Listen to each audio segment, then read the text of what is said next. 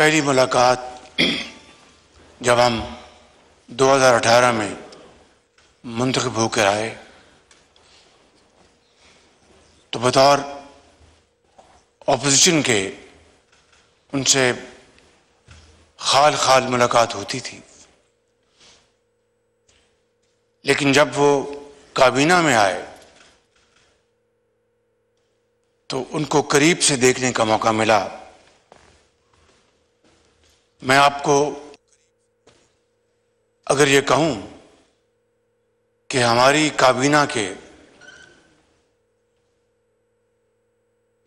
مفتی صاحب ایک نگینہ تھے، ایک انتہائی ایماندار شخص، بہت حلیم طبع، بڑی صراحت کے ساتھ بات کرتے تھے، ایک جید عالم تھے، اور اب پتہ چلا کہ وہ اپنے علاقے میں مسجد کے پچھواڑے میں ایک چھوٹے سے گھر میں رہتے تھے۔ الیکشن انہوں نے ایک موٹر بائک پہ کیمپین کی۔ وہ ایک بہت عملی طور پر ایک بڑے عظیم مسلمان تھے اور سچی اور کھری بات کرتے تھے۔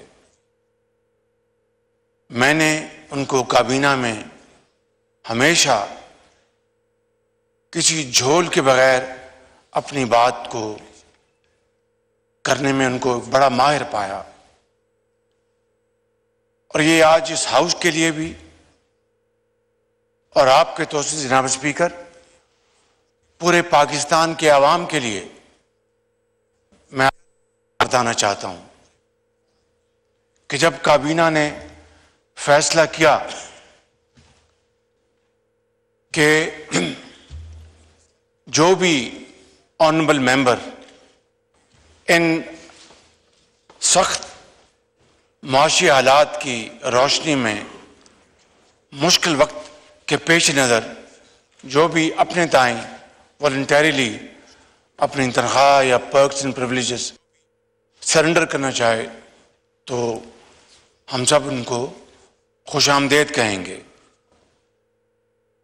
کابینہ کی اوور ویلمنگ میجورٹی نے اس فیصلے سے والنٹیریلی اتفاق کیا کہ بالکل ملک اس وقت مشکل حالات سے گزر رہا ہے، اور ہمیں جو بھی ہم کنٹریبیوٹ کر سکتے ہیں ہم کریں، لیکن مفتی صاحب مرحوم نے کہا کہ وزیر اعظم کرنی ہے، اور یہ میں بات اس لیے کر رہا ہوں کہ ان کی سچائی،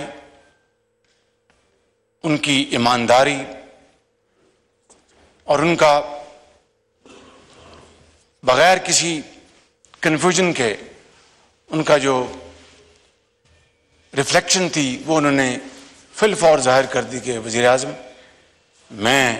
میرا جو گزارا جو ہے اس تنخواہ کے بغیر نہیں ہوگا، میں یہ حصہ نہیں ڈال سکوں گا۔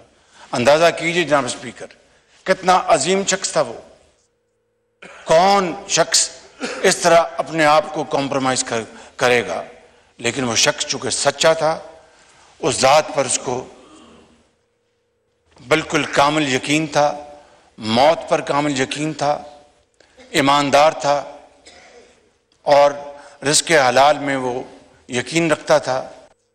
انہوں نے یہ کہا مجھے، پھر بعد میں بھی مجھے ملے اور کہا کہ وزیر اعظم آپ نے برا تو نہیں منایا؟ میں نے کہا بالکل نہیں، مجھے تو بہت خوشی ہوئی کہ آپ نے سچی بات آپ نے کابینہ میں کی۔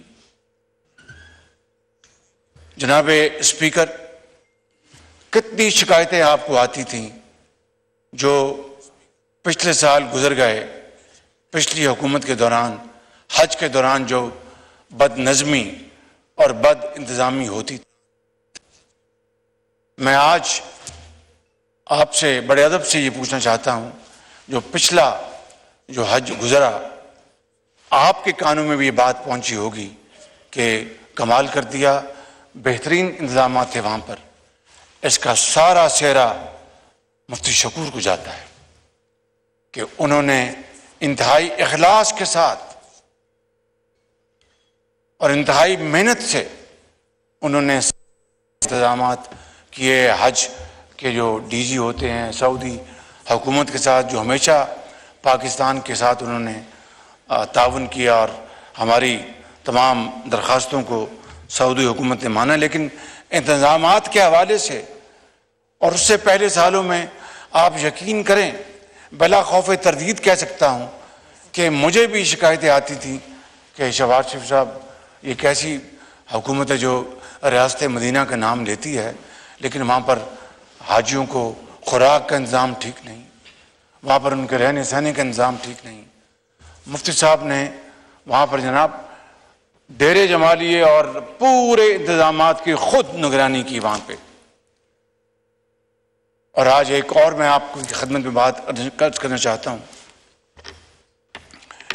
کہ آپ جانتے ہیں کہ آپ سب کو علم ہے، اس ہاؤس کو علم ہے کہ پاکستان اس وقت بہت بڑے معاشی چیلنج سے گزر رہا ہے.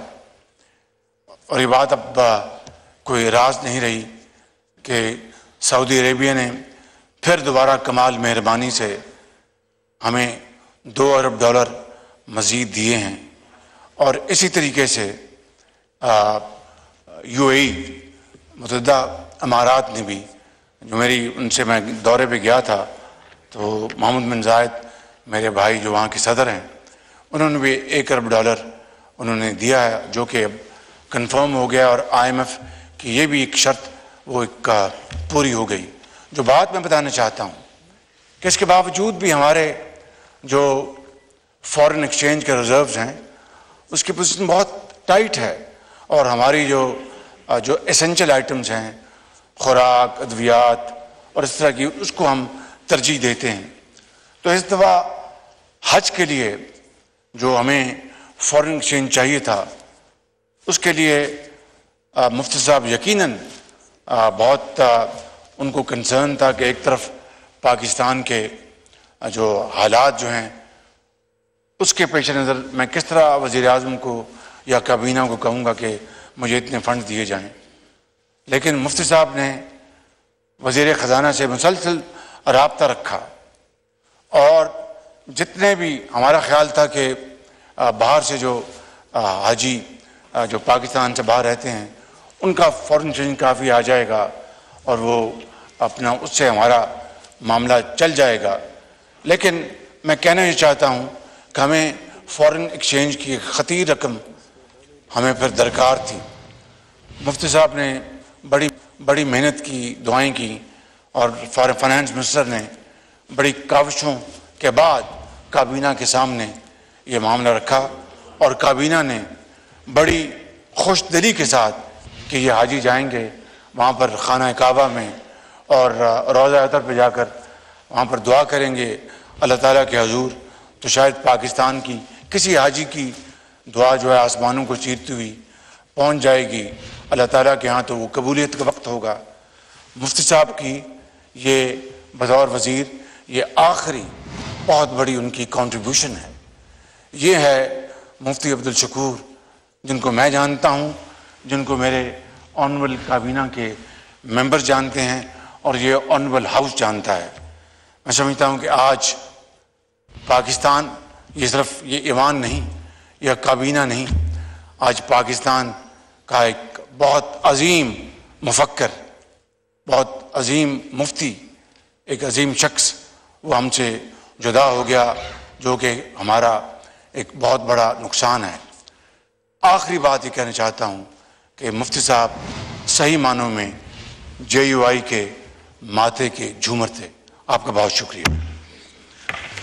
جناب قومی اسمبلی کا اجلاس جاری تھا اور وزیراعظم شہباز خیال کر رہے تھے. ان کی جانب سے یہ کہا گیا ہے کہ مفتی عبدالشکور کے انتقال پر ہم سب رنجیدہ ہیں. مفتی عبدالشکور نہایت سادہ زندگی گزار رہے تھے.